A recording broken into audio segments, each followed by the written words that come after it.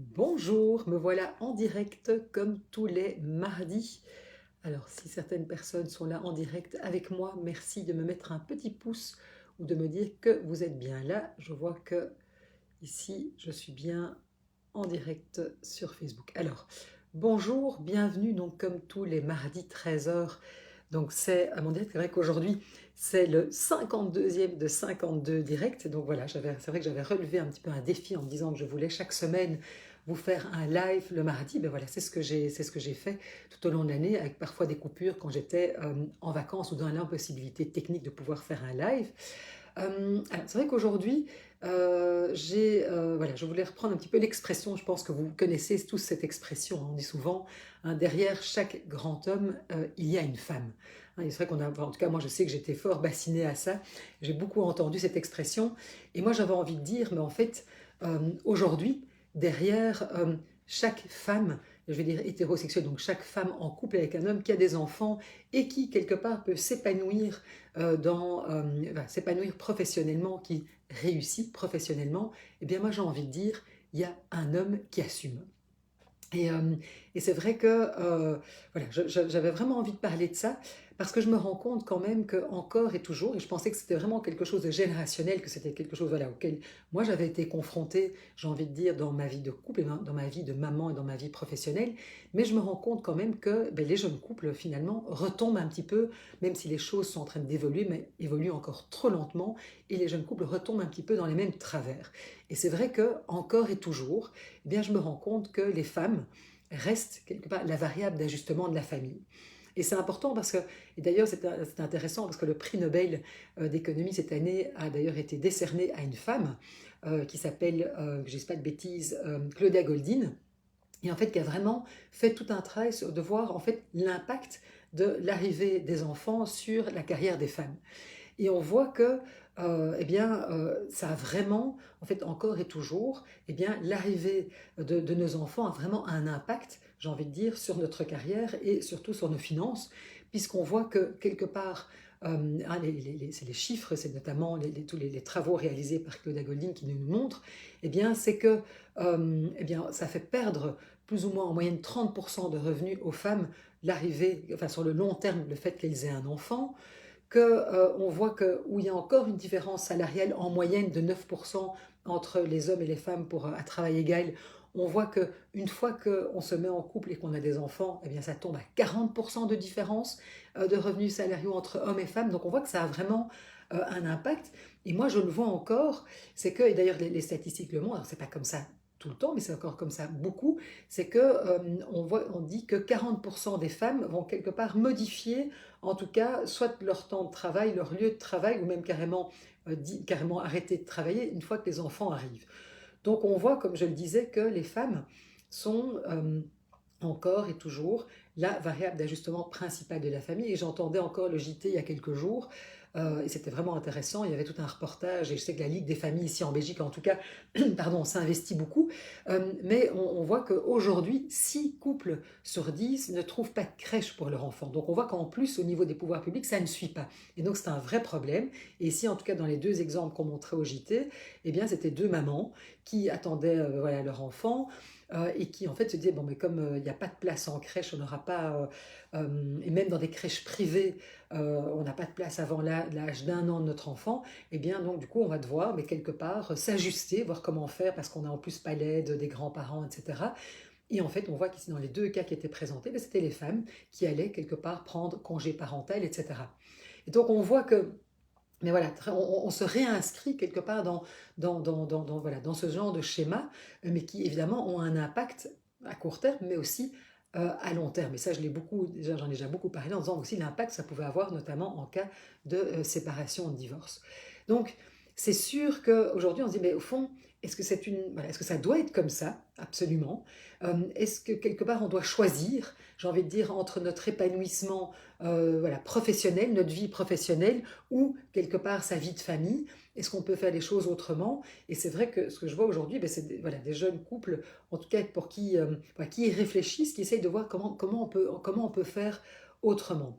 Et c'est sûr que là, j'ai envie de dire c'est comment, en tant que couple, on va vraiment pouvoir y travailler Mais comment enfin, se dire qu'en tout cas la réussite professionnelle des femmes, ben, il y a pas, ça ne dépend pas que d'elles, mais il y a aussi toute une série de facteurs. Bien sûr, j'ai envie de dire public, comme on l'a vu, place de crèche, etc. Mais aussi évidemment de notre conjoint avec qui on va être en couple. Parce que c'est sûr que, bon, alors oui, on peut se dire, oui, dans le meilleur des mondes, on peut se payer une babysitter, mais à un moment, comment on va justement mieux répartir les tâches, comment on va chacun assumer voilà, cet enfant qu'on a voulu, et pas que ce soit justement, parce que moi, ce que je vois aussi, j'en discutais encore tout à l'heure avec une amie qui disait, mais c'est affreux, parfois on a l'impression que voilà, cet enfant devient un problème et quelque part, maintenant c'est ton tour, c'est mon tour, et on devient comme ça dans des choses qui peuvent être très, voilà, assez difficiles dans les couples. Mais donc, comment, je veux dire, comment les hommes et les femmes, comment voilà, les hommes vont aussi, j'ai envie de dire, prendre leur place et assumer, parce que eux aussi ont toute une série, j'ai envie de dire, de modèles et de schémas desquels parfois il est difficile de sortir en disant voilà, c'est moi qui dois être le pourvoyeur principal de la famille, etc. Donc, je vois que quelque part, ce n'est pas que générationnel, ce n'est peut-être pas que la génération de ma mère ou ma génération, mais qu'aujourd'hui encore, les couples sont confrontés à ça. Et c'est ça qui fait aussi beaucoup de friction dans les couples. Parce qu'aujourd'hui, ben, les femmes ont vraiment envie de pouvoir s'épanouir professionnellement, et c'est ça qui va, et à l'arrivée des enfants, évidemment, ça va générer des crispations. Donc, moi j'aurais envie un petit peu voilà, de vous dire, mais au fond, comment ça se passe si vous êtes vous-même voilà, un jeune couple, comment ça se passe dans votre couple, quelles sont un petit peu voilà, les solutions que vous mettez en place.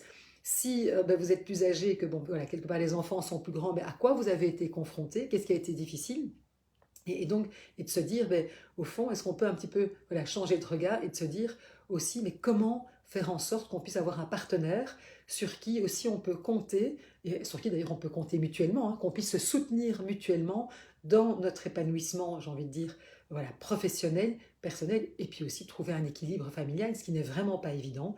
Et donc je voulais un petit peu voir, voilà, c'est sûr que moi je le vois encore, et j'étais choquée de me dire, mais il y a combien de femmes encore se disent, tiens, voilà, je dois partir en séminaire pour mon boulot, etc., je vais partir quelques jours, eh bien, c'est un stress parce qu'on dit, mais est-ce que mon compagnon va pouvoir aussi assumer quand je pars, parce que en fait quelque part on s'est inscrit dans un truc où je prends encore, et on le voit encore quand même, 70% de tout ce qui est organisation de la maisonnée, etc., est encore pris en charge par les femmes, encore majoritairement. C'est pas comme ça dans tous les couples évidemment, mais c'est encore comme ça dans beaucoup de couples. Et donc comment chacun peut prendre sa part, et c'est vrai que c'était très touchant. J'ai voilà, un jeune couple voilà, qui vient me voir en... J'ai d'abord eu voilà, l'épouse qui vraiment voilà, avait beaucoup de mal et que j'ai accompagné, puis ils sont venus à deux, et lui vraiment, vraiment prenait sa part en réalisant, en disant oui c'est fou, je me rends compte qu'on s'était inscrit dans un truc qui fait que ben oui, c'est tout à coup ma femme qui était un petit peu la variable d'ajustement, c'est elle qui assumait toute une série de choses, et en fait quelque part, c'est pas juste, mais en même temps, il disait, pour moi c'était très difficile, je sentais que j'étais fort sous pression au niveau de mon boulot, etc. Et donc du coup ça me stressait terriblement, et ça nous amenait beaucoup de tensions. Et donc ils ont vraiment eu une discussion, ils ont complètement rebattu les cartes en disant, mais comment on va faire aujourd'hui, sachant que voilà, nos enfants vont grandir, les choses vont évoluer, mais qu'est-ce qu'on met en place aujourd'hui pour qu'on puisse tous les deux s'y retrouver, d'abord chacun, j'ai envie de dire individuellement, chacun professionnellement, mais aussi que notre couple ne se perd pas en route. Alors c'est sûr que c'est un challenge, c'est des challenges pour beaucoup de couples, mais avec, j'ai envie de dire, du dialogue, de la communication, de la compréhension, de l'écoute, on peut arriver à mettre des solutions en place. Et en tout cas, c'est vraiment ce qu'on a travaillé avec ce couple pour qu'ils puissent chacun, quelque part, s'y retrouver. Voilà, donc moi j'avais un petit peu envie de vous, voilà, de vous demander, mais comment vous le vivez? Qu'est-ce que vous avez peut-être mis en place qui justement pourrait aider d'autres couples? Est-ce que c'est difficile pour vous? Est-ce que justement au contraire ça reste des sujets de frustration, ben, voilà, et quelque part ça met beaucoup de tension sur le couple? En tout cas, moi ce que je voulais dire c'est qu'il y a des solutions. En tout cas moi c'est vraiment ce que je fais aussi bien en individuel avec les femmes que j'accompagne, et aussi avec les hommes. Et ce que je trouve chouette, c'est qu'aujourd'hui, voilà, il y a des prises de conscience, il y a encore un chemin qui est long, mais je pense que de plus en plus, on libère la parole par rapport à ça, on en parle, et de se dire, mais au fond, comment on va pouvoir, qu'est-ce qu'on va pouvoir mettre en place? Voilà, donc c'était un petit peu ma réflexion du jour. Qu'en pensez-vous? Et dites-moi aussi, si vous m'écoutez en replay, mettez un petit hashtag replay. Et puis, deuxième petite question pour ceux qui m'auront écouté jusqu'au bout. Donc c'est vrai qu'ici je termine, j'ai envie de dire, une série de 52 lives. Je vais un petit peu savoir, voilà, s'il y avait des sujets si voilà, je m'interroge sur est-ce que je continue à le faire et je repars pour une série de 52. Voilà, est-ce que ce format vous plaît? Est-ce que voilà, si vous aviez des commentaires ou peut-être des choses en me disant tiens, voilà, moi j'aimerais plutôt avoir tel type d'intervention ou d'aborder tel ou tel sujet. Moi, en tout cas, évidemment, ça peut nourrir ma réflexion. Donc, je vous remercie d'avance pour tous vos commentaires. Mais écoutez, en tout cas, merci. Je vous souhaite une très belle après-midi et je vous dis en tout cas déjà à la semaine prochaine pour le prochain live. Et d'ici là, si vous avez des petites suggestions ou des sujets que vous voudrez que j'aborde, eh bien, soyez gentils, faites-m'en part, que ce soit en privé, en message privé ou ici sous cette vidéo. Merci beaucoup.